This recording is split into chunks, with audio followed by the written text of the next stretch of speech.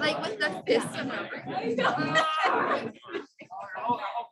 It was so weird because as soon as Julina mentioned it, I could see you as Arthur. Yes. And I was like, you have to. Yes. Have you guys seen like an actual art like this? No, I'm not actually. It looks nothing like Arthur. Like, they're so cool. And costume shop. There's one.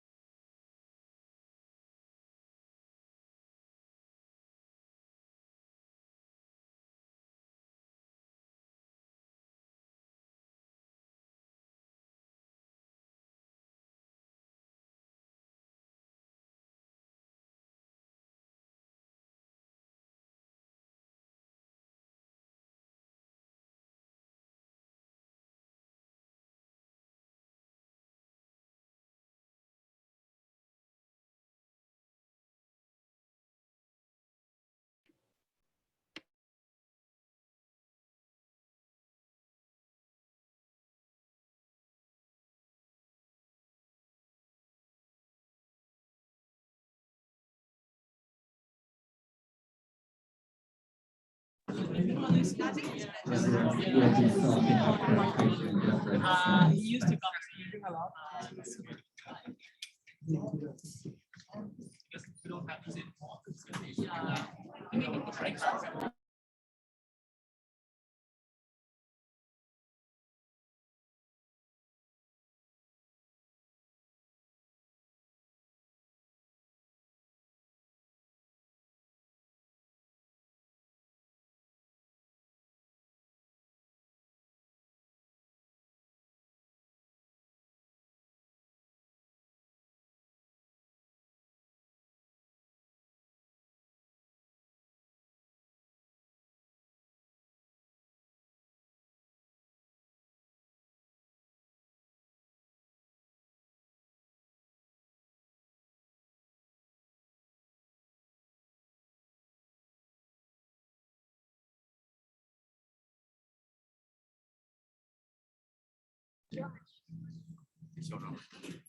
Good afternoon, everyone, and welcome to the University.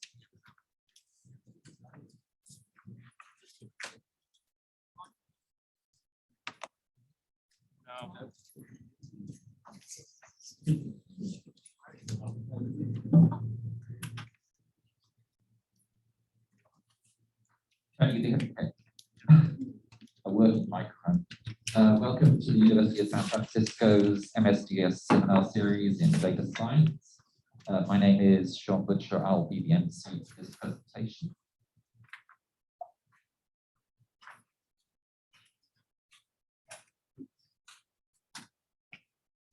This seminar series is brought to you by the University of San Francisco's Masters in Data Science and sponsored by USF's Data Institute.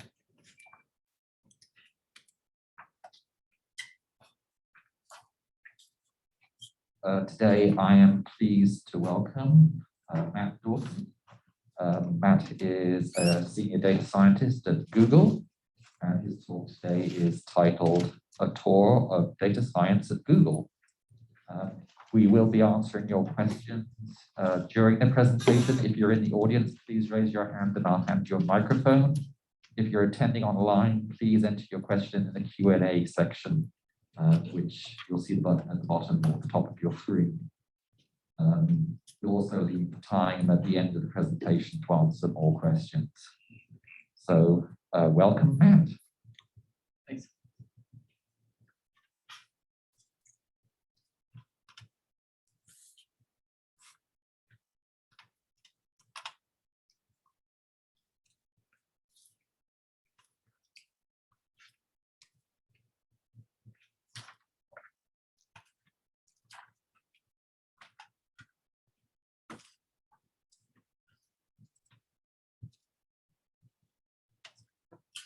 Thank you.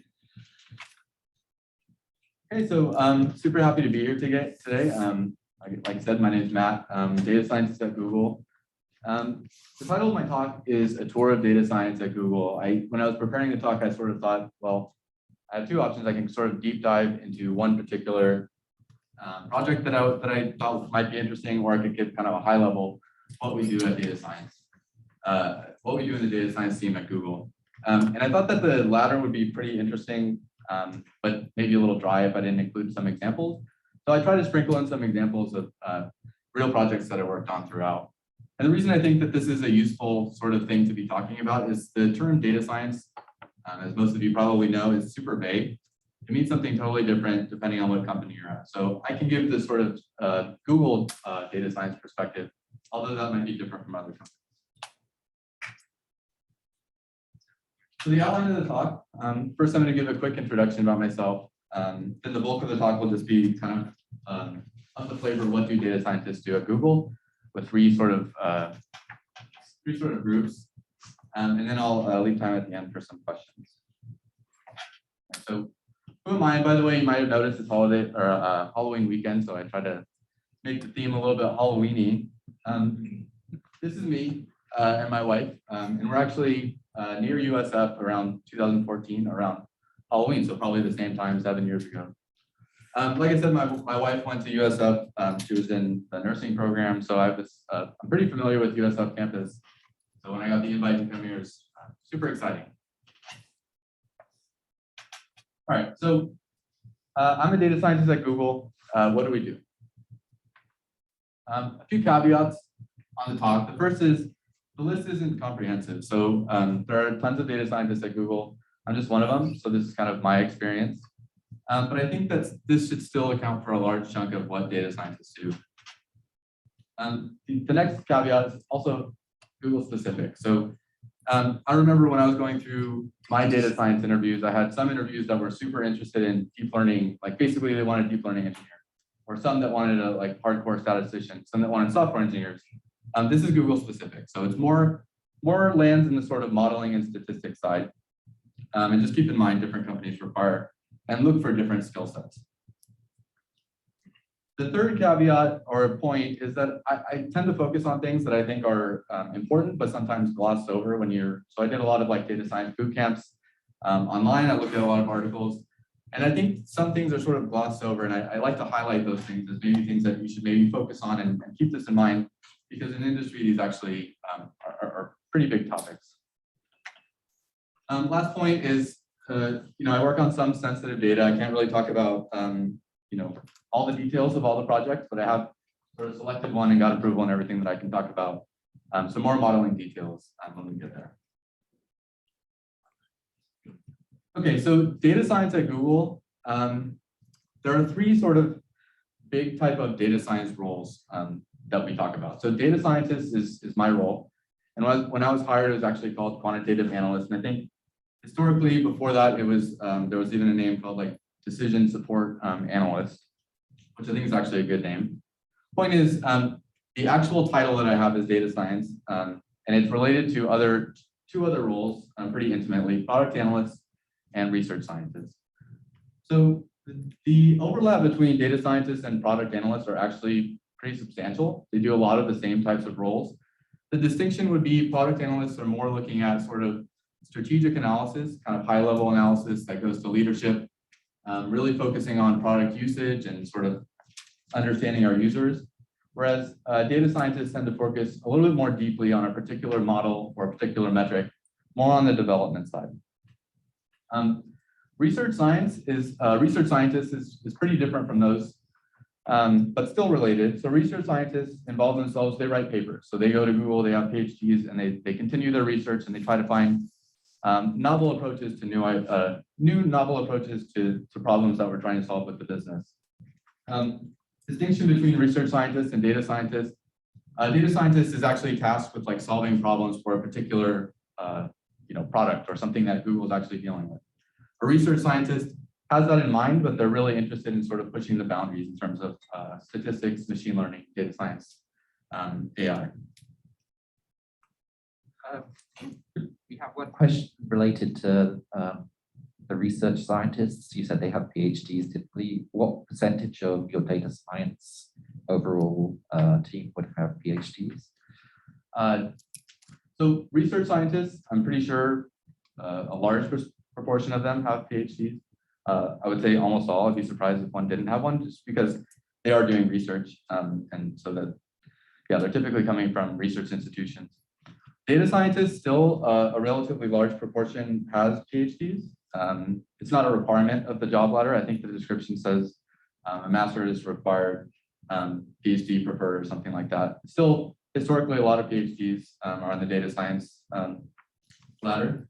And the product analyst is probably the least PhD heavy, where it's more sort of master's level education in some quantitative field. I would say, yeah, I don't know very many PhD product analysts. Cool. Okay, so the first like subgroup of sort of tasks at data science tasks at Google would be experimentation and metrics. It kind of makes up a pretty large slice of the data science pie at Google. And I think that's true at most tech companies. So why would we run experiments at Google? Well, we have a lot of data. So we see a lot of data coming in. We want to use it to make data-driven decisions. So, this is sort of in contrast to maybe just thinking a product should work this way because I have this opinion. We actually want to take in our data and make sort of informed decisions about it. Another big piece that's sort of leaning on the stat side, causality is important. So we've all heard like causation is not, or correlation is not causation. A controlled experiment is a great way that you can make a causal claim about something. So I change this, I run a controlled experiment, I can say that the differences we're seeing are because of this.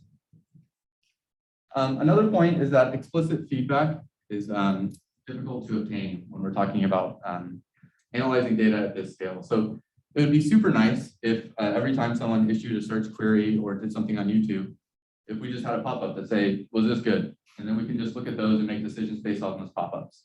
Obviously, that would be super annoying to the user, so we're not going to do that. The other problem is, even when we do get that explicit feedback, and there are some cases where we can, it comes with bias, right? So you're only talking about people that selected the survey that they actually want to answer the question. So explicit feedback is not really a great way to make decisions at scale. The last piece is that the online nature of our business kind of fits nicely with experiments. So we capture a lot of logs.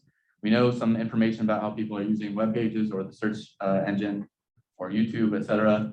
And because we have these logs, we can attach an experiment ID, and it kind of lends itself nicely to running experiments. So these are all kind of why we would, internally, why we're using experiments to make decisions. But I should also mention, we also offer an external A/B testing tool called Optimize. This is basically if you have your own website and you're trying to optimize it, you don't know what color button you should use, you can actually run an experiment using Optimize, which is a Google product, and you can make your decisions from there. So experimentation is sort of deep in the culture of Google, not only for data scientists. It's kind of everybody runs by the leadership all want to see the experiment to prove that it actually works. And we even have products that we think that people using our advertising platform, we think that they could actually benefit from running experiments themselves.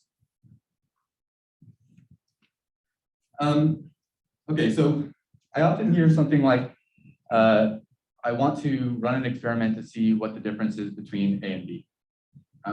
That's a great sort of way to start. And again, because we know that experiments are good, we can make causal claims, et cetera. But that sentence requires a metric.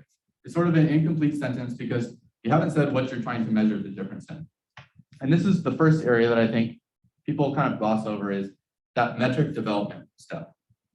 Okay, so you're a data scientist working at Google. You get the task, okay, what's the difference between these two pages or these two options? We're going to run an experiment. Just go ahead and come up with the metrics. Right? Again, that sounds easy. But I think that coming up with the metrics is a little bit subtle. And I've kind of learned that it's kind of an art, and also you basically need to put a lot of work into coming up with good metrics, or else you won't get the outcomes that you're interested in. So what do I think you need to come up with good metrics? I think the first thing is a firm understanding of the business goals that you're trying to address. So if you don't know what the experiment is for, if you don't know what the business is trying to do when running this experiment, you just started with, I want to run an experiment, you're gonna have a hard time coming up with a good metric. Let's say you have a good understanding and you have some ideas in mind, like what metrics you might use. You also need to have the ability to do some technical analysis about the metric. So you need to know things like robustness, sensitivity, variability, seasonality, etc. I'll give you an example. So you might think that like active users, that's a good metric that we should measure. We changed the web page, format A, format B. Let's measure active users. Turns out in a lot of cases, that's a super hard metric to move. And you would know that looking through like previous experiments, or maybe if you did your own sensitivity analysis, etc. So you might go with some proxy. It's like, well, I know that active users isn't going to move very quickly, so I might measure things like clicks or interactions or something. The third point is I think that coming up with metrics or good metrics, creativity can help a lot. So thinking about metrics from different angles that people have done before and not going with stock metrics can actually pay off. You can sort of say, well, I'm the person in charge of the business. What do I actually care about? And this is my approach. What's the metric that I would love to see in this experiment? Oftentimes, that's not something that's a great metric for an experiment. Like I just said, active users, not a great experiment metric in a lot of cases. But you can come up with some proxies or some things that you think might be correlated with your true target that you're trying to measure. The last piece is research. So what I mean by research isn't writing papers. It means digging into what people have done before. So I do this a lot because I like the creativity part. I come up with a metric. It takes me a long time to validate it. I build it up. Things look okay, but it's slightly flawed. 2 months later, I say, okay, I got my metric. And then I read a paper the next week that says, or a previous analysis, oh, we had this metric. It already existed 20 years ago. So I think I think it's good to think creatively and to try to get all these aspects, but it's also good to see what has been done before and what has worked before. So let's talk about this toy example I've been discussing, which is changing the color of a button. So you have a web page. The web page has a buy button. It's either red or blue. So you run an experiment. You want to know, for whatever reason, maybe you think changing it red will increase revenue or something. This is the experiment we're running. And so how do we measure performance on this button? So the easiest answer is CTR. You say, okay, well, how many times was this button showed? And of the times that it was impressed to the user, how many times did the user click it? Okay, that's a reasonable way to start. But even on the CTR, even if you're sold on CTR as a metric and that's the only thing you care about, it's subtle picking the right CTR. Because now you're thinking about, well, I got a web page. What if people refresh the page and I get a new impression? What if they go back and forth? What if they re-navigate in the same 5 minutes? They saw the same button twice. Should we count both of those? And then you say, well, okay, let's do it at the session level. Let's just do the number of sessions with impressions in the bottom, number of sessions with a click in the top. Okay, but then that asks the question, well, what's a session? How do you define session? Has anybody done this before? Do we log it? Is this actually measurable? You can go a step further. You can say user at the user level. So in a particular user day, or even for a particular user in 7 days, of the users that saw the button, how many clicked it? So just kind of an example of, even if you like CTR as a metric, there are kind of a bunch of different ways you can go down, a bunch of different paths you can go down with CTR. Another thing that I see people kind of overlook a lot is looking at the elements themselves, the numerator and denominator separately. That can also be super telling. So let's say, for whatever reason, fewer users are coming to the red button page. Maybe there's like a glitch in your experiment. So you might see that, well, the CTR looks good, but it had half the total clicks. So you might want to keep that click volume as a separate metric that you're measuring. The next one is where the business sense comes in. So it's a buy now button. So we don't care, CTR might have sounded great in the context of like seeing what people are drawn to, but what we actually care about is how many people are making purchases. Maybe the red button catches people's eye and they click it more often, but they purchase at the same rate, so it doesn't really matter. So going with a sort of notion of a successful click or sort of a sticky click might be a better idea there. You can also go with revenue. If you're talking about, again, my sort of philosophy is start with the question that I want to answer with this experiment, and then develop things along the way to make sure that I can answer that question. Leadership might be interested in, well, how much revenue uplift do we expect if we go with the red button? That's the question that they want to answer a lot of times. The last one is kind of an example of choosing metrics that are not the optimistic version. So a lot of times when you start developing metrics for an A/B test, you're thinking about the best case. You're thinking about, okay, well, I think this is going to increase my clicks. I think it's going to increase my, my profitability, et cetera. But what you don't think about a lot of times is what could go wrong. What if for some reason, making the button red increases latency on the page? If you don't have that latency metric, and this is kind of a toy example, I don't know why that would happen. But if you don't have the latency metric, all you'll see is that performance metrics for red look bad. And the true reason for that is because latency was increased. People couldn't even see the button. So adding metrics like these to sort of understand what barriers might be coming up, or where this experiment might be going wrong, or even this design choice might be going wrong, are super important too.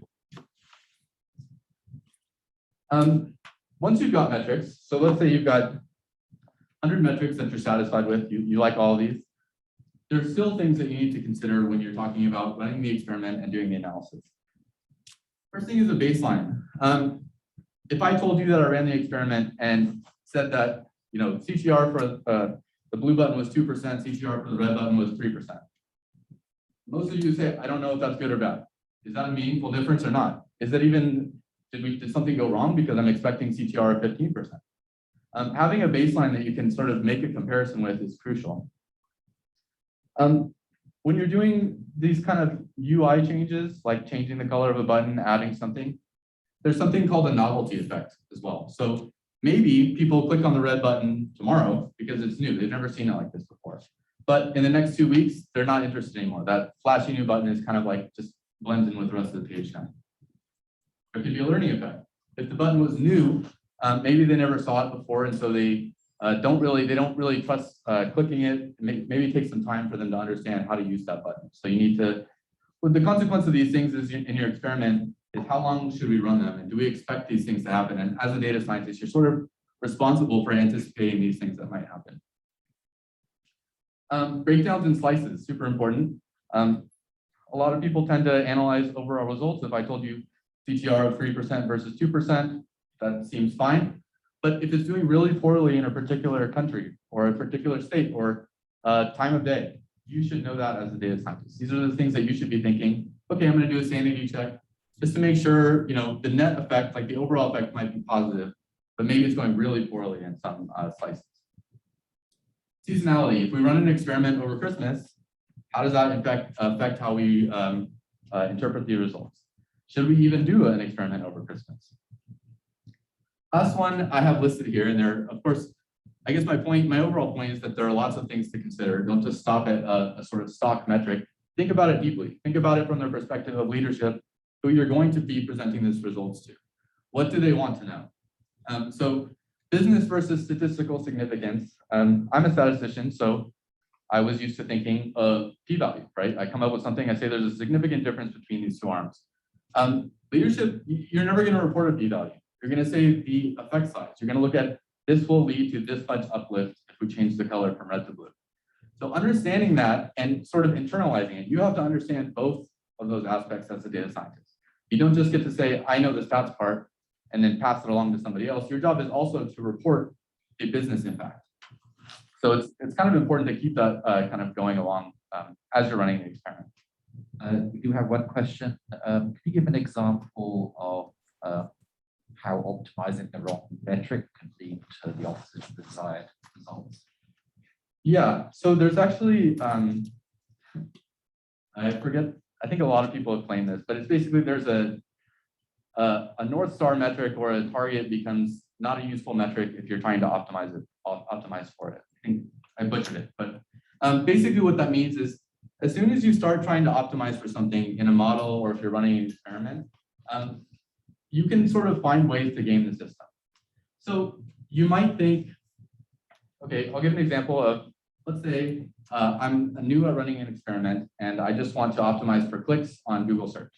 I just want to see the more clicks, the better. I'd say, look, if people are clicking Google search results more, that means that I'm doing a better job because people are using the product more. Well, wrong. What if all the results are garbage? Then people will click a whole bunch and then you'll be optimizing for the wrong thing. I think that's a decent example. It's just basically any sort of metric that you can conceive of a situation where the metric could possibly be gamed. Most metrics can be gamed, by the way. Coming up with active users or new users, this might be a thing that you would optimize for. Does that lead to long-term revenue? Not necessarily, hopefully, but what if the new users you're getting are not valuable users, for example?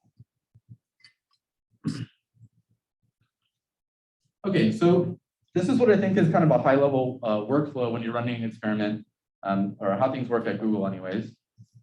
There's this first stage that should be all the way on the left, which is coming up with a scientific question that you're trying. Again, remember, an experiment is a scientific process. This is what you're doing. And so you have to start with a scientific question. I think this is going to happen. Let's check it out with an experiment. And so what I do at that point is there's this question, and then I say with the question, let's loop back. I'm going to flash forward to the last thing. What should we do? Because that's what's going to be asked of me. I'm going to be at the end. Someone's going to say, okay, Guy, you did all the data stuff. You ran this experiment. And I'm not trying to say people aren't data proficient. Like, people understand data at Google very well. It's just that I'm the one in charge of running the experiment. At the end of the experiment, I have to have a conclusion. So I keep that in mind as I'm walking through this sort of workflow. The first thing I say is, okay, what are we trying to measure? What are we expecting to happen? This is the kind of what we were talking about before. What else might happen? And this is where a metric like latency might come in, where you say, okay, this is a maybe unexpected. Hopefully, we use, like, a lot of metrics we measure, we hope to see no change, but we measure them just in case there is. Variability. So I've got these metrics, but at the end, I have to say one is better than the other. These are sort of random variables that we're talking about. How can I quantify the uncertainty in the metrics that I'm looking at? Some metrics are sort of like a rate, proportion. Those are easy to build confidence intervals. Some are totally kind of not really, you can't come up with a formula, but you can do some sort of approximation. So you have to think about that as you're developing the metric. When we run experiments, and I'm kind of talking about things in a way that experiments are always possible. They're not. There are a lot of cases where you can't run an experiment. So as a data scientist, part of your job is to say, well, this isn't feasible. Or if we ran an experiment, technically we could do it, but it's going to give misleading results because this isn't really, we can't control this environment. An example of that would be is if you've got some sort of opt-in behavior where your experiment relies on whether or not a user opts into a particular feature or something. You can't force them to do it. So you can't really do a controlled experiment. Or if it involves money, you can't take money away from advertisers, for example. How long should we run the experiment? That's a common question. Experiments are not free. If we set out a bad experiment, that has a negative impact on our users. So that's one thing. We don't want to run them for too long because they could potentially be bad. But another thing to think about is if you're trying to measure a difference on something like active users, you can go through this calculation and say, well, I need to make sure that my standard error on these estimates is so-and-so in order to see a statistically significant difference, yada, yada, back of the envelope. And you say, well, I run an experiment, it's going to take 3.5 years. That's no good, right? So we need to think about jointly, how much data do we need to make this decision? What does that translate into? How long and what slice of traffic we should get? What should the design be? This is a super simple example. We've got a red button and a blue button, but there are more complicated things that you could have 5 different variants. You could say, we have the button, we're gonna remove it. How does that affect your analysis? What if we didn't have a button and we're gonna have one arm that's adding the button, one arm that's changing the color of the button? How do we analyze those results? There's a whole subject of experimental design which comes into play here. Most experiments, I think, are pretty simple, but there are cases where you need to be a little bit more creative in how you actually set up the experiment. Okay, how do things look? This is sort of the go-to question. When leadership starts asking me about the experiment, they have this hypothesis, we think this is going to happen. They say, well, is that true? Are we finding what we expected? Is there anything unexpected? Some of you may have noticed, well, we've got 100 metrics. we're going to run an experiment, measure them all. Well, if you run an AA experiment, which is kind of like good to think through that thought process of what that looks like, basically means blue button versus blue button, and I mimic like I'm going to run an experiment. Just by random chance, some of these metrics are going to show up as being statistically significant. And so you need to understand as a statistician, data scientist, well, that might happen. Is there any way we can mitigate that problem? Or can I sort of like tell a clean story about which metrics seem to be significant? Is it a random one, or is it all metrics of the same type are sort of firing as significant? Lastly, do we have conclusive results? And if so, what should we do? Again, I would think about that last question. Almost in everything you do in data science, what is the end result? When you're going to write up your presentation or paper or whatever, what do you want to say? What number do you want to fill in? And how do you get there? Okay. The next topic I want to talk about is, I think, talked about it quite a bit in like online articles and things. It's basically machine learning and how data scientists work with machine learning and statistical modeling at Google. Another common question I get is, who does machine learning at Google? And the answer is really kind of interesting because in a startup type environment, you might have a single data scientist that's sort of full stack engineer, no statistics, can prototype models, can put everything in production. Boom, this person can do it all. At Google, we've got lots and lots of people, and some of these models are hugely important. So it's really not the case that a single data scientist is just sitting at their desk and saying, oh, this is how we're going to rank search results. It's thousands of people working on the same problem, even though it's one or just a few sort of machine learning models. The types of people you'd be working with at Google, product managers, big time, and software engineers. I work with software engineers probably 95% of my time. I don't actually work with very many other data scientists at Google, which is interesting to some people. Okay, so if this process involves tons and tons of people, thousands of people for a single model, how do data scientists actually come in to play here? Well, what we do are highlighted here. So one thing we do is research models. So we might say, okay, this is what we want to do. We have this type of data. We want to make this type of prediction, or we want to understand the data in some way. What kind of models are available to us? And what's the sort of precedent? What have people used before? If there are multiple options, what you might do is sort of rat race them. You just say, okay, well, I've got these two modeling contenders. I can see which one performs better for the type of thing that I'm trying to do. We can say like make a prediction, but I should also say that statistical modeling and machine learning, a lot of people think of it as always trying to make a prediction, doing what you can to make the best prediction. A lot of times what you're trying to do is understand the data. So another aspect of modeling, if you think in like a regression context, is that you want to know what those coefficients are. So you need to sort of think about what model is appropriate for the question you're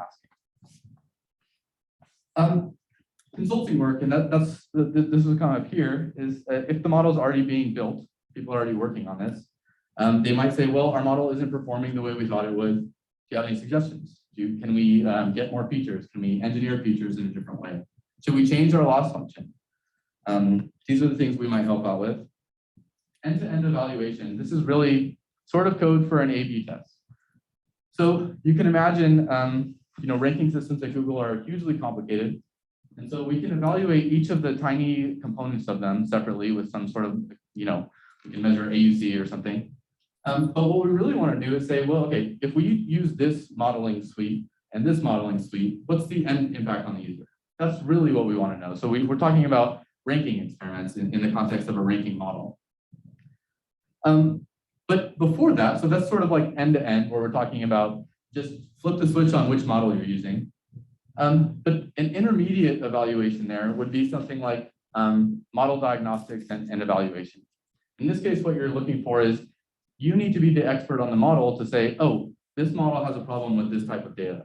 Or like, I should look for these types of biases that the model is getting. Or sometimes the model spits out nonsensical results. What's going on there?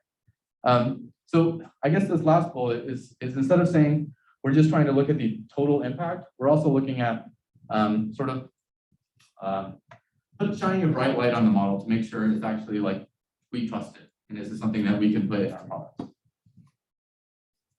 I have just one question about with your teams. Do you follow any specific methodologies in terms of how you run the data science projects? You mean like in terms of like a modeling project? Yeah, like a modeling project. Do you have like follow agile methodologies or any kind of strict methodology, or do you have your own kind of internal process? So we do have high level kind of tracking. There are some sort of like organizational tools that we have at Google to sort of say, to make sure that we're on track for completing a particular project.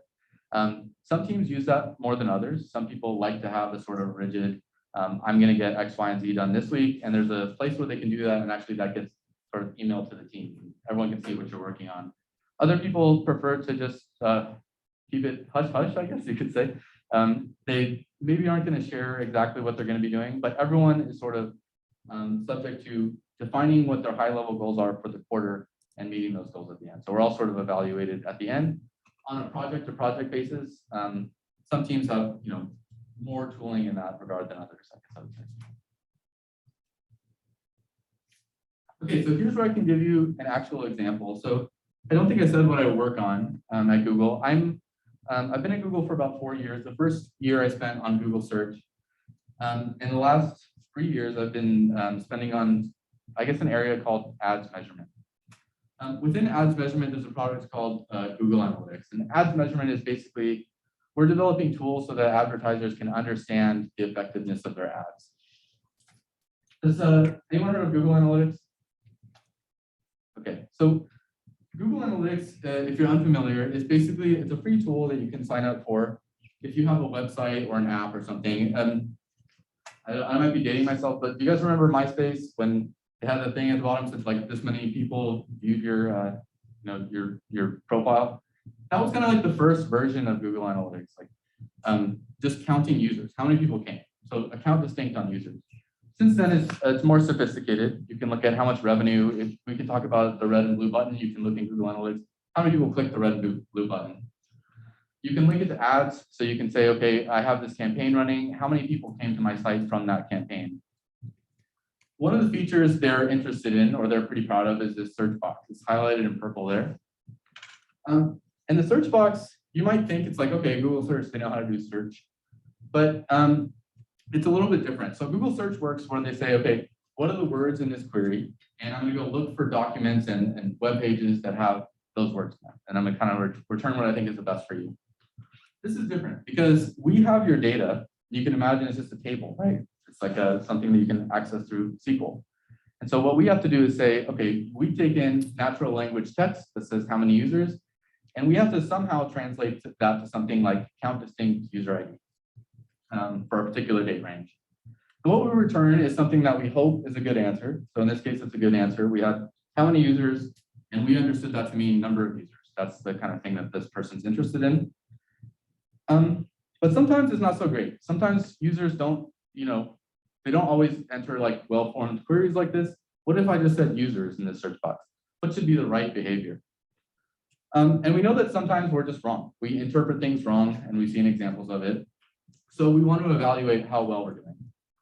But it's not, like I said, it's not like Google search. Every sort of query is specific to the individual customer. And these are all different types of businesses.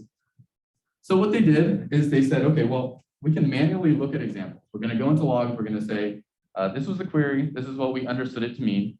And someone's going to go in there and say 1 if it's bad, 0 if it's good. Being like, we're just looking for the rate at which we give bad answers, averaging that column. That is very tedious. And it takes the team, takes lots of engineering time to just even do this exercise. And so when we looked at this problem, we thought, well, isn't there something we can do? We've got features. It's the query. We've got the thing that we responded to. And we've got a label that we can train on. We can say, well, let's just predict those zeros and ones as opposed to just doing this manually. So we thought we should automate the process. But the other thing is that when this manual process was being done, where we're sort of writing zeros and ones, those manual raters, they could say, well, I think the common theme I'm seeing is that you're messing up on queries of this type. When people are asking for page loads or something, we don't really understand that super well. So not only do we need to replace the scoring part of it, the zeros and ones part, we also need to try to figure out if our model can produce any insights for where we're messing up. So we sat down and I spent a really long time putting these boxes together. I said, well, I think this is how we're going to do it. We're just going to say there's two main pieces of information. We've got the user's query and the answer we gave them, the dark blue boxes. We're going to plug that into this mysterious red box. We're going to do some NLP stuff and then eventually feed everything in. And the ultimate goal will be to say, was this a good response or not? So then they said, okay, well, Matt, you're the data scientist. Can you elaborate on the red box? And I said, I have no idea. I don't know anything about NLP. And that was a true story. I was kind of like, well, I'm sure I could do something. Maybe I can look at the similarity between these things. And I tried some prototype models. They didn't work very well. Then I came across a thing called Bert. Has anybody heard of Bert? So Bert is very cool. It saved my butt a little bit on this project. It stands for bidirectional encoder representations from transformers. If you read the paper, which I did, there's a lot of detail there. One of my next level sort of like pieces of advice, I like to understand something pretty deeply. I'll read the paper and then I know all the nuts and bolts so that I kind of have a firm grasp of what's going on. But then I try to back up and say, okay, what does it do? Because it's really easy to get lost in the math. And then again, you don't really understand, is this going to help you or not? You could spend a day or a week reading a paper that actually doesn't fit your data. So anyway, I think having a high level understanding of a model is useful. So my high level understanding is designed for text modeling. So we have text inputs, great. So far, so good. What does Bert do? It gives you contextual text embeddings. Okay, so what does that mean? An embedding roughly means that you're taking a word and you're transforming it into a vector. So I input my name, Matt Dawson. I get two vectors, one for each word, and there's some high dimensional numeric vector. Contextual is kind of the key piece here, or one of the key pieces that makes Bert useful. There are a number of things, by the way. The paper, like I said, is interesting. And another side note, this was a couple of years ago. I think there's been a lot more advancements in NLP. It's a fast moving topic. So if you're interested in it, you kind of got to keep up. But contextual means that it looks at the words around the word you're trying to embed in order to understand how it should represent it in this numeric space.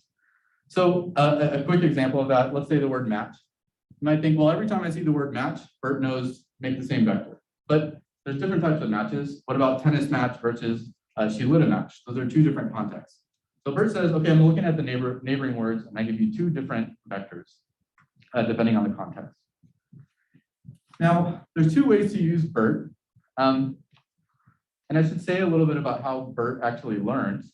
But one of the input sources for Bert is Wikipedia. So what it does is it says, okay, take this rich source of information and learn relationships between words. It's a language representation. So it's trying to say, okay, how do I represent this in sort of a numeric space that makes sense for modeling? So it looks at Wikipedia and it says, okay, you can't just say, okay, there's Wikipedia, give you my vectors. You have to give it something to do. Every machine learning model needs a task that you need to tell it to do. One of the tasks that Bert is trained on is it says, here's a sentence that we got from Wikipedia. We're going to mask out one of the words and ask you to predict it. And every time Bert is right about that prediction, it gets a plus. Every time it's wrong, it gets a minus, and then eventually that's how it learns. So you can think of Bert as kind of like a big network, and at the end, when it's training, it tries to say, okay, is this the word that you're looking for? And what we can do is say, okay, but inside that network, if we peel it apart, there is an internal representation for each word. Along the way, it's sort of passing information as it goes through the network, and we say, okay, cut off the top. I don't care about if it can predict the next word. Give me that internal representation. So that's the first way you can use Bert, is just to say every word is a vector. This is this embedding step. Another way to do it is instead of chopping off the top and looking at the inside, you sort of add something in addition to the top. This is called fine-tuning. So we've got a bunch of information that Bert's been passing through Wikipedia, a bunch of text. It knows how words are related. It already knows the difference between dogs and cats. So all you need to do is provide a little bit of data on top that fit your context. So my context was Google Analytics search. Bert doesn't know about that yet, but I have some examples.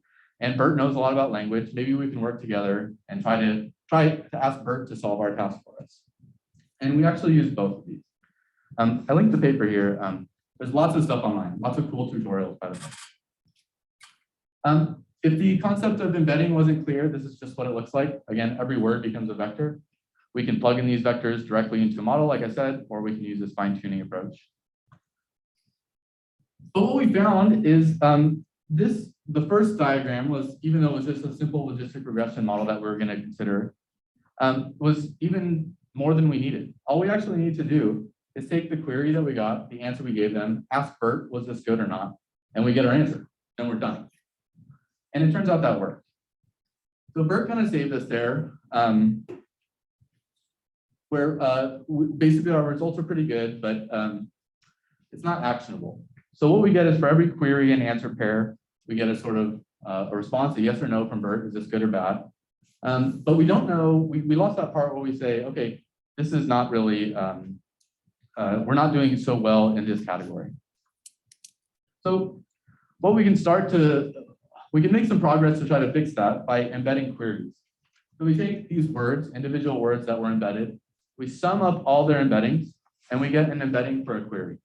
So that means that we take this query, how many users, we get a single vector. Why is that useful? Because what you can do is once you have those queries embedded in a high dimensional space, you can do some clustering of the queries. You say, oh, these are all related to each other. Maybe they're not spelled the same, maybe they choose the same words, but these queries are unlike these queries. If you put that together with the our predictive model from Bert, we can say, this cluster looks pretty good, this cluster doesn't look very good. So in this case, just to get a sense of like what Bert is actually understanding about our queries, I actually tried this. So I clustered and I just used two clusters. This is simple k-means clustering on these embeddings. I clustered and then I used PCA so that I can actually see the results. I project down into 2 dimensions. And I found that my 2 clusters looked like clusters, which was nice. And so I started digging into it. Each dot here is a query. And the red dots represent things like users, like fragmented type queries. And the blue dots represented more well-structured queries, things like how many users did I get yesterday? This is kind of a proof of concept that what we're actually getting from Bert is really understanding our data pretty well. If we go even finer tuned, we can get sort of more tighter understanding on different query clusters. So this would be the final result of what we found in the model, where, for example, you can see how many users and users count belong to the same cluster, query cluster 74. And both of those, Bert thinks that the answer is probably fine. However, you look at cluster 42, best performing page, we say top page by page load time. That's actually bad. That would be your worst performing page if you're going descending, right? You have the slowest pages first. So we can say, well, maybe let's look into queries of the type that are looking for page performance. I'm going to go through the last group pretty quickly, but I think it's pretty crucial. Data analysis is everywhere in data science. A lot of people like to think that it's just about building the model, about the engineering part. Understanding your data is absolutely totally important, and I would say the most important part of data science. And I think that's true for any job. So this is true at Google for sure, but I've had a lot of success in just kind of like taking a data set and before I try to fit a model, try to really understand what's going on. There are a few reasons you would use data analysis. I think we're pretty tight on time, so I'm going to skip through that. What do you need to do data analysis? I think the first part is you have to kind of get your hands dirty. The more you do it, the better you're going to get at it. You're going to say, okay, well, last time I forgot to look at this and that ended up, biting me. I need to consider that for the next time. You need some technical fluency, SQL, Python, R, some math skills, stat skills, et cetera, if you want to build any models. Multiple iterations. Every time I do a data analysis, it's very rare that the first time I do it, I have what I want. Most of the time, I get all the way through with the question I want to answer, and then I say, oh, I forgot about this thing, or I had a wrong assumption about how the data is structured. So you can anticipate a lot of iterations when you're doing this. And I think also having a curiosity and so developing some intuition and business sense is also super helpful. Understanding the ultimate question that you're trying to get out of the data. Last section is staying fresh and keeping learning. So basically, what I mean by this is that, for example, in the Bert project, if I was of the mindset that I know everything there is to know about statistics, it would have taken me a year to come up with a model that would have got crushed by what I did with Bert. So just the fact that I was able to, well, the team really, I worked with a bunch of software engineers on this. The fact that we were able to kind of put things together and stay current with new things, new developments, we were able to solve a problem relatively quickly. And this happens to me a lot. So sort of staying current really will save you some time. A couple examples today that I think are going to be big coming up: differential privacy and understanding user privacy in general. Differential privacy is sort of a rigorous, if you're not familiar, understanding of what makes a data set private, or what makes a particular aggregation of that data set private. This is a huge topic right now in data science. Not only like the definition of differential privacy, but how does it work with our machine learning systems? If you just Google it, differential privacy machine learning, there's tons and tons of stuff to look at. This was an example where I borrowed something from economics. I was looking at, well, the x-axis on the left side is lifetime value of a customer, and this is simulated data. But this is what the data look like. So y-axis is just a histogram, how many users, and we look at it, and you'll all say, okay, it's a skew. We got some outliers there. Maybe you would say, let's just truncate the outliers, or take a log transformation or something. But actually, if you're doing a modeling, if you're trying to model these high-value users, you don't want to throw away that tail. It's actually the most important part to your business. You really care about those large spenders, so you don't want to do anything to sort of perturb that. That being said, coming up with evaluation metrics when your data look like this, or even ways to measure this, is difficult. What do you use? The median, the mean, the max? What are you supposed to do? So in economics, there's a notion of a Lorenz curve, which basically ranks everybody. This is where you get this, 20% of the population accounts for 80% of the wealth. This is where that's coming from. On the x-axis, you've got sort of a relative rank where more valuable users are first on the left side. The y-axis is the cumulative proportion of the revenue that they're bringing to the business. If everyone's bringing the same amount, you're along the diagonal. And if there's one sort of person that's, or a few people that are super valuable, you get that curve to pop up pretty early. And sort of the more you kind of like take that bow into the corner, the more you see a sort of skew or an imbalance in your data set. I think this is a really nice way, not only to visualize what we're seeing here, but to come up with metrics. Because what does this look like? Does anybody, does this look familiar, this shape? X-axis and y-axis are going from 0 to 1. So this would be like you would take the area under this curve, right? So yeah. So anyway, I'm just trying to say that there are different ways you can look at the data, and you can borrow ideas from different domains to sort of make your analysis a little bit more impactful and maybe even simplify your life. So I want to thank you all for having me. I'll wrap it up with some questions. These are my dogs. That's my email address. Yeah, so they're missing me today. Any questions? Well, let's give them a round of applause.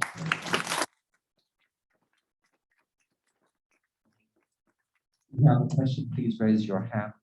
We do have a couple of questions online about general backgrounds of data scientists at Google. Are they typically come from mathematics, statistics, computer science backgrounds, or are you also looking for people from other backgrounds like economics and how about bioinformatics and those types of people? Do you see members of your teams coming from those types of backgrounds as well? Sure. We can start there. I think that historically, data scientists at Google were heavy in stats PhDs, but that is sort of evolving over time as the current data science evolves over time. So I think nowadays, I would say the most common thing is statistics still, but there's also math, there's also physics, there's other applied disciplines, psychology comes in there. It's kind of like we do our best to have a sort of wide mix of people, providing that they can still do the data science job. And it's not really a consideration in the interview process. It's just a matter of making it through that interview process, which can be a little challenging. I have questions related to two topics. First is like you're talking about experiments. Like, why do you need to run AA experiments? And like, is there any situation you don't have to run AA? And also like if you run a experiment, you mentioned like you see some metric they changed, which they don't supposed to. Can you elaborate a little more, like how would you interpret those situations? Sure. And like the second question is related to kind of later part of communication. A lot of time when we do data analysis and you find something like you guys we should do, and how you can communicate them out and like kind of influence other people actually do like what you think is kind of good. Sure. So I think I'll start with, so the first question was about AA experiments, why you need to do them, and is it necessary? I would say I don't think it's necessary. Sometimes people do it. It can serve two purposes. So the first purpose is basically to look at, is everything running as you anticipate? Like, are we collecting the metrics? Is the experiment sort of configured in a correct way? The other way is to understand the metric behavior itself, right? So once you have a live experiment with the slices you're anticipating for your ultimate A/B experiment, you can look at how variable, how wide these, if you're measuring confidence intervals, you can say, how long is it before the confidence interval gets so narrow? And that might be useful. And that's without impacting any user behavior. Like, you're not changing anything to the user. The second part of that question was about finding that some of your metrics turn significant, and how do you sort of interpret that? It's a red flag if all of your metrics in an AA experiment are significant, right? Unless you do something like run it for a really long time with a ton of users. But basically, depending on your confidence, again, if you're using a confidence interval type situation, you can calculate how many false positives you expect to see. So if you're talking about a 5%, if alpha is 5%, and you have 100 metrics, you'd expect, it wouldn't be unexpected to see something like 5 metrics that just pop up, even though they're not really significant. I think I forgot the second question. It's like when you do your data analysis and you find something that is meaningful and important, how you can communicate those results out and influence other people to actually to do. Because a lot of time like data scientists, they don't really implement anything. They don't really implement features or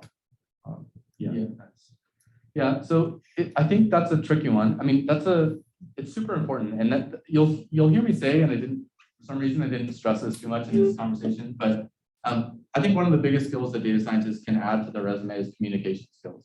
So when you discover something that's like anomalous, you see some big problem with the data, or you see a clear direction of how we should go about something, you need to know your audience who you're talking to. If you're talking to a software engineer and it's a very technical explanation, then you can say, okay, well, I'm going to be giving you, and you need to warn them, right? You need to say, this is going to be technical, like, don't fall asleep on me. Let me have your attention for 30 minutes. But if your message is for someone who's higher up and maybe doesn't have the time to dig into the weeds with you, you need to simplify or change your sort of delivery in a way that it matters to them. So kind of goes to the same point, which is like, when you're going to be delivering some piece of information, you need to think about the audience you're delivering it to, and also what types of follow-up questions they might have for you. So it's really a matter of like establishing trust, making sure that the people you're talking to are going to do what you say, or like at least going to listen to you. Whether or not they take your advice is kind of up to them, but yeah. Hey, so my question touches a bit on the experimentation part of your talk. Obviously, there are costs associated with conducting an experiment, right? I mean, for us here, you guys have a lot of resources at Google, so I'm not sure how much like literal financial cost versus an opportunity cost that you're considering conducting an experiment. But yeah, so I mean, could you maybe talk about that, whether like you're foregoing so much revenue from it that it's not worth conducting in the first place, and like, is there much review, or is like the culture of Google just kind of encourages you to try different things? Yeah, so that's a great question. I think generally at Google, the like costs of running an experiment, it's not so much that it's we need to pay to get data or something, or to have people opt in. Like I said, online businesses, like you have logs, so you can just attach an experiment, assign people to different groups, and you sort of get that part for free. The cost would be where if it's a bad experiment or it somehow impacts revenue, or sometimes, what if we run an experiment and it crashes the page for a day? That's a huge deal. And so that's kind of the thing that we don't want to see. And so to answer your question, is there oversight? Yeah, there's a ton of oversight. You don't just get to like run an experiment. You need to have a solid reason for doing it. There's a whole process. And again, it's one of those things that maybe at a startup company, smaller environment, you can say, I want to do this, I'm just going to do it. At Google, it's more of, I want to do this. And then it's like, okay, write 50 docs and then convince these other people that it's okay. And that's really what the process looks like. It's a long-term kind of like, even though we do a lot of experiments, there are a lot of engineers and a lot of them are working a long time to sort of get one experiment going.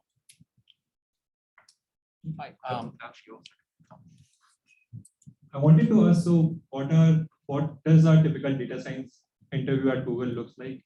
And also you said that a large proportion of the people are PhDs. So what we master students can do to get an edge over them on computers? Sure. So I'll start with the interview process. There are basically the overall process is it's like a phone screen and then you submit an application. I'll tell you my experience. I submitted an application. I said, are you interested? After a while, I got back. I got a phone screen. I got 4 or 5 on-site interviews, which now on-site is over the computer. And those were technical interviews mostly. And they're asking things about sort of applied statistics. Maybe some things on machine learning, but not too much. Communication, data intuition. What would you do with this in this situation? That kind of thing. I know a long time ago, Google had a reputation of, asking like how many golf balls in a swimming pool kind of questions. I haven't seen those. I don't ask those questions. The makeup of Google data scientists is a lot of, there are a lot of PhDs. And so the question, how can you sort of like, what can you do to kind of boost your resume to be attractive? I would say a lot of it is experience. So the experience, it can be at like another company, it can be at Google at another job, it can be sort of showing that you've invested your time in really understanding these things. That's how it can show. I'm not a recruiter, so I don't know exactly what the process is for like selecting people. I just kind of like interview the people. But like I said, as you're kind of going through the like interview process, it's not in my head like, oh, this person doesn't have a PhD or something. It's really just about answering the questions. So it's, I would say that the best thing you can do to sort of boost your resume, if you're interested in that, is to think about how you can showcase some projects that you worked on.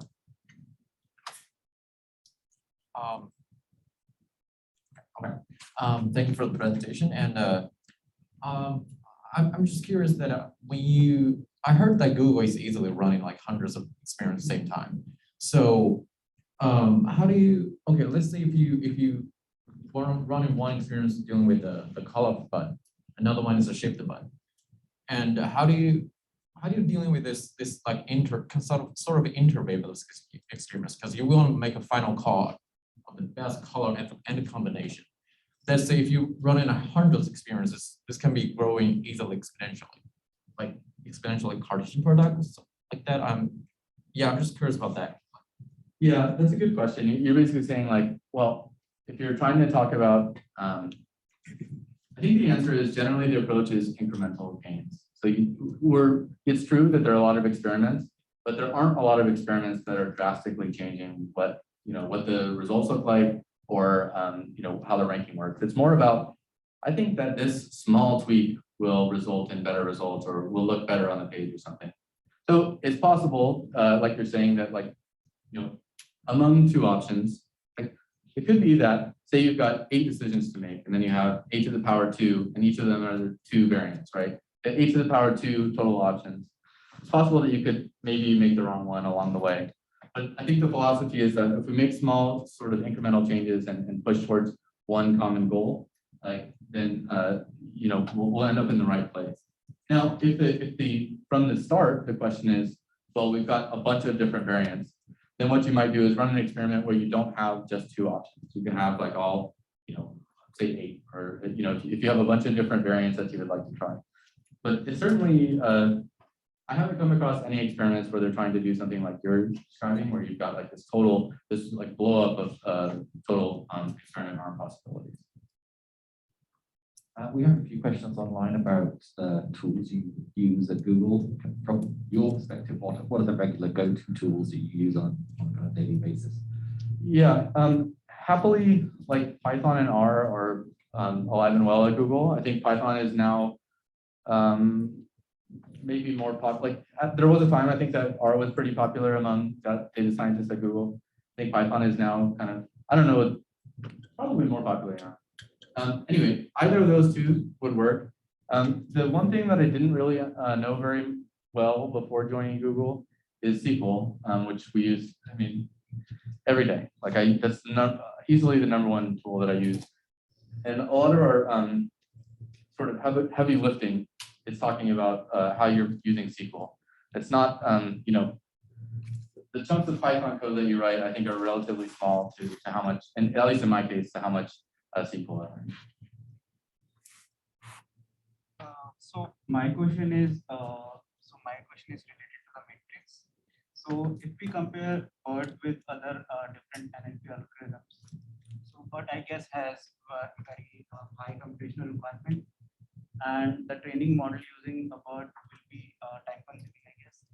So while other algorithms like TF, IDF are very performance friendly, but not as accurate as Bert. So how do we decide the matrix when we have multiple algorithms to do the same thing? Yeah, so a good question. So Bert is a huge model. Bert itself, so what you're getting the embeddings from. One thing that's nice about Bert and was ultimately a decision maker was that it's pre-trained. So that means that right now I can go and get my embedding for free. I don't have to train anything. It's already trained on Wikipedia. That fine-tuning process is not that different from training any other type of model with a moderate data size.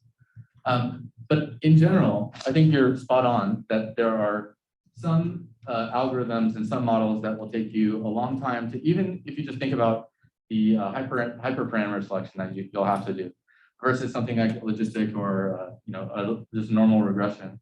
And my philosophy on that, and I think it's shared among data scientists at Google, is to start simple. So had we done like a simple language model and had I been more well-versed in NLP sort of strategies, I might have tried something simple that worked. It just happened that I was trying things and couldn't get anything to work well. And so Bert, actually, it only took, you know, a few hours to train the model. I plug it in a notebook. But generally, I would say start with something simple that you can understand. And I try to avoid any hyperparameters if possible. Some things work, you know, random forest, I find it's just like my go-to. There's really not too many knobs to turn. So if I'm doing a regression or if I'm interested in predictive power.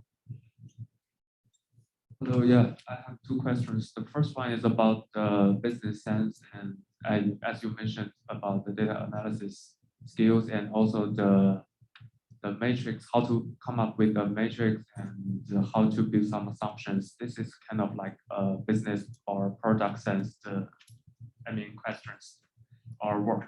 So as our master students, how to exercise about them to prepare for interview?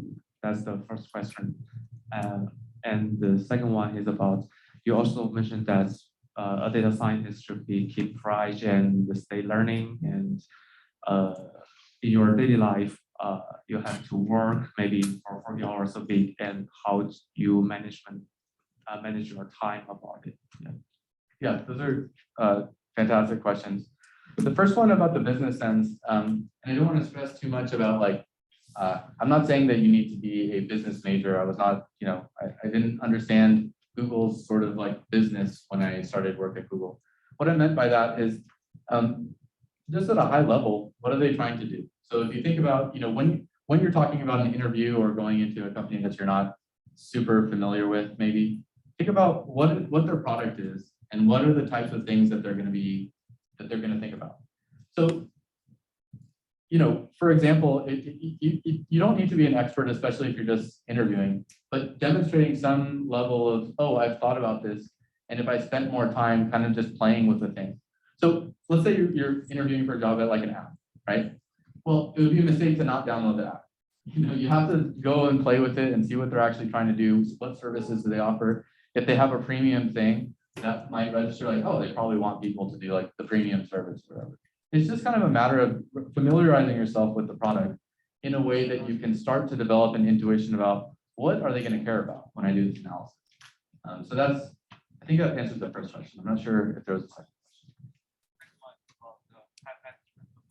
Oh, right. Time management. How do you learn new things if you're busy all the time?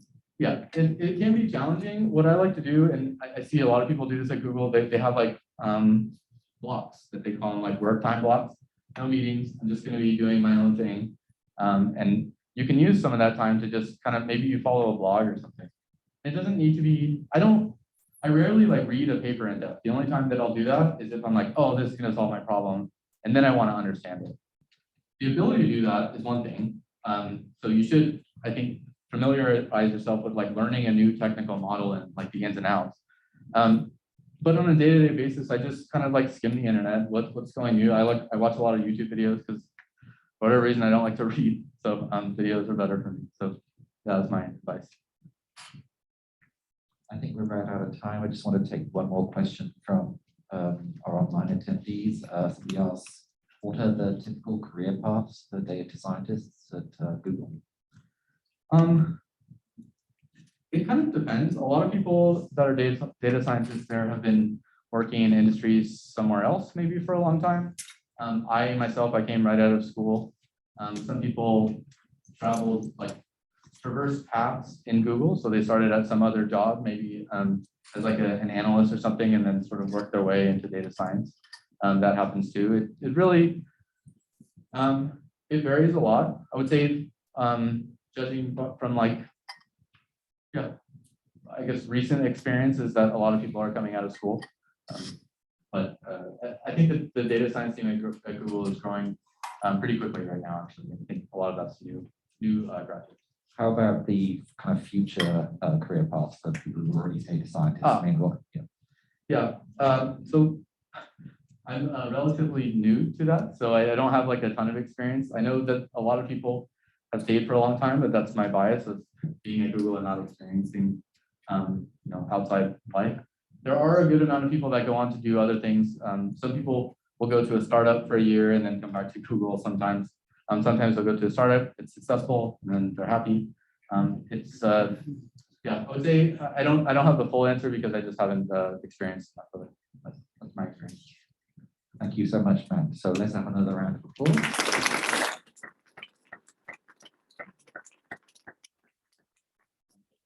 Thank everyone for attending today. I look forward to being with you online.